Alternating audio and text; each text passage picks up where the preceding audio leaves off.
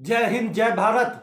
नमस्कार दोस्तों, अभी हम लोग चर्चा करने जा रहे हैं अग्निपथ योजना।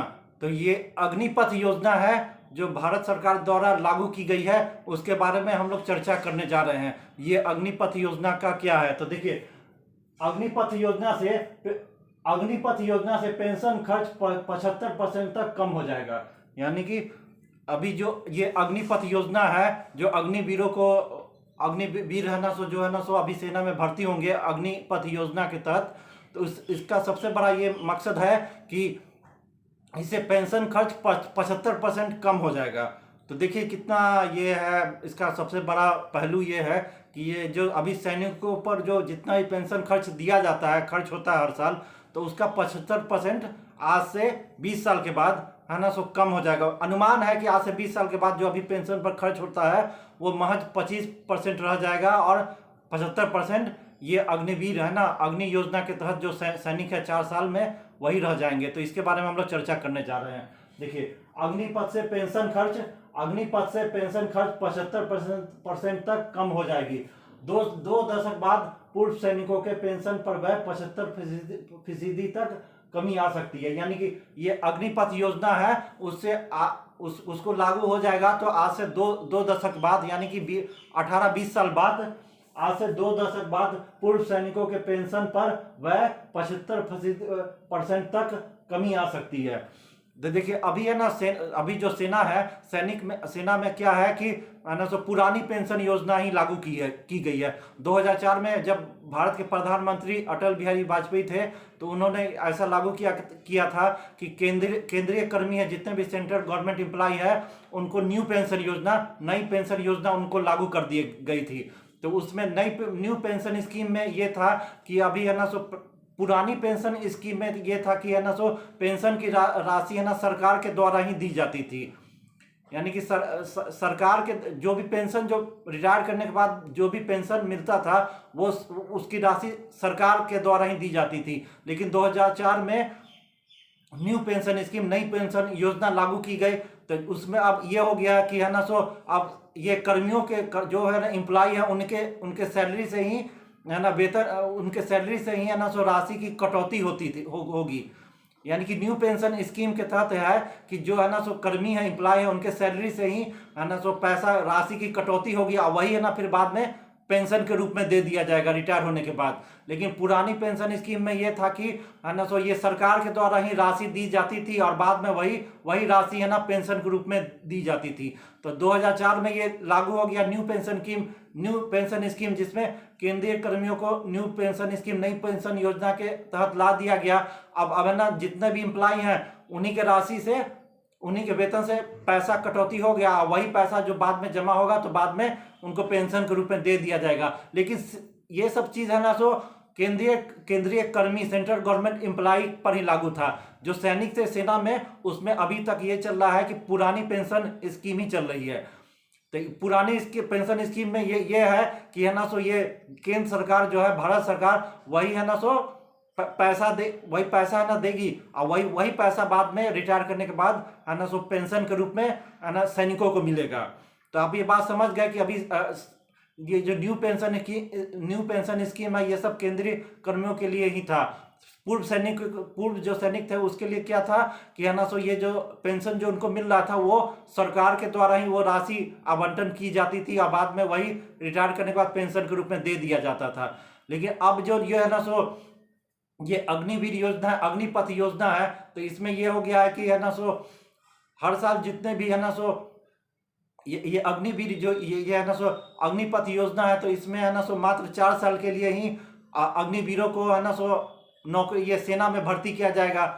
तो आप समझ रहे हैं ना कि ये जो अग्निपथ योजना है, उसमें सिर्फ 4 साल के लिए ही अग्निवीरों को सेना में भर्ती किया जाएगा, और फिर उसके बाद 4 साल के बाद उसमें से 25% को योग्यता के आधार पर है ना सो योग्यता के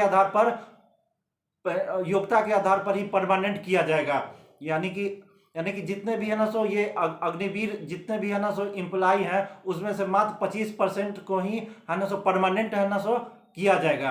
तो देखिए, इससे अनुमान है कि है ना सो जब ये योजना लागू हो जाएगी, तो धीरे धीरे क्या होगा कि इसमें पेंशन कर्मियों की है ना संख्या धीरे धीरे घटनी शुरू हो जाएगी। और धीरे धीरे घटते घटते एक समय ऐसा आएगा, यानी कि आज से 20 साल के बाद, आज से 20 साल के बाद एक समय ऐसा आएगा कि पेंशन जो लेते हैं, पेंशन ये सैनिक सब जितने भी पेंशन लेते हैं उनकी संख्या मात्र 25% रह जाएगी। और है ना 75% क्या होगा, अग्निवीर, ये अग्निपथ योजना है उसके तहत जो आने वाले सैनिक रह जाएंगे।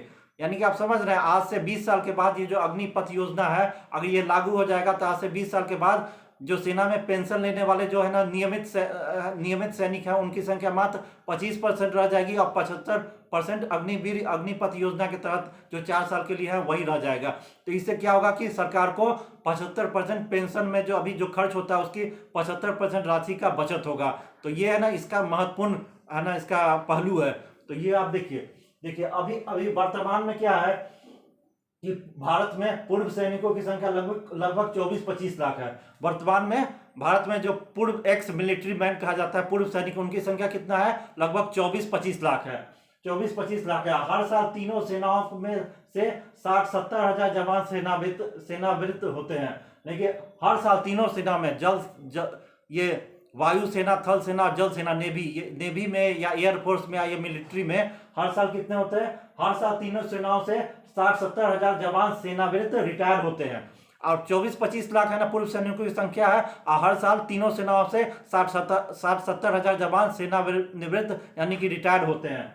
अब देखिए आप कितना उम्र में ना रिटायर होते हैं, तो 38 से 42 साल उम्र में ज्यादातर जवान सेनानिवृत्त हो जाते हैं। देखिए ज्यादातर जवान क्या होता है कि 38 से 42 साल एवरेज उम्र है, 38 से 42 साल की उम्र के बीच में ही 38 से 42 साल उम्र के बीच में ही ज्यादातर जवान सेवा निवृत्त हो जाते हैं, यानी कि रिटायर हो जाते हैं 38 से 42 साल की उम्र में, जिनके बाद उनकी निर्भरता पेंशन पर ही रहती है। यानी कि अभी सेवा में जो भी जवान है ना सो लगभग 16 साल नौकरी करने के बाद है ना रिटायर हो जाते हैं। उस समय अगर 16 साल अगर वो नौकरी करते हैं तो उस समय उनकी उम्र है ना सो 38 लगभग समझिए 40 साल होगी। तो 40 साल के बाद रिटायर कर गया तो उनका क्या होता है कि है ना उनका ज़्यादातर है ना सो खर्चा ये सब पेंशन पर ही निर्भर होता है, पेंशन पर ही निर्भर होता है। तो वही कहा गया है कि 38 से 42 साल की उम्र में ज्यादातर जवान सेवा निवृत्त हो जाते हैं, जिसके बाद उनकी निर्भरता पेंशन पर रहती है।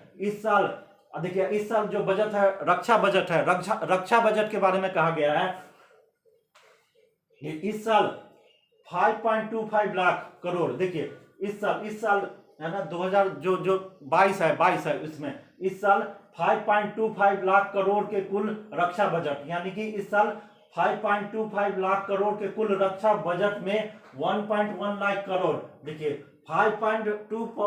5.25 लाख करोड़ के कुल रक्षा बजट में 1.19 लाख करोड़ रुपया पूर्व सैनिकों की पेंशन पर ही आवंटित हो गई। यानी कि 5.52 लाख करोड़ जो रक्षा बजट है उसमें से 1.19 लाख करोड़ पूर्व सैनिकों की पेंशन पर आवंटित हुए हैं। यह राशि करीब उतनी है जितनी अभी तीनों सेनाओं के वेतन भत्ते एवं संचालन पर खर्च होती है। अब आप देख लीजिए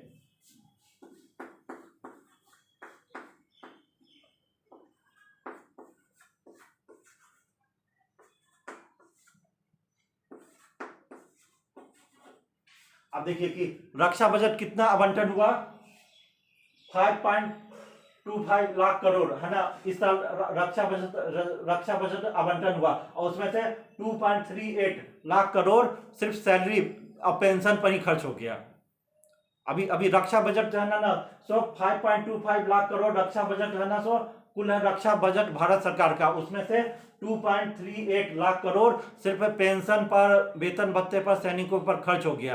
तो देखिए कितना ये खर्च होता है, लगभग आधा है ना रक्षा बजट का आधा सिर्फ पेंशन पर वेतन पर उनके सैनिकों के मेंटेनेंस पर ही खर्च होता है।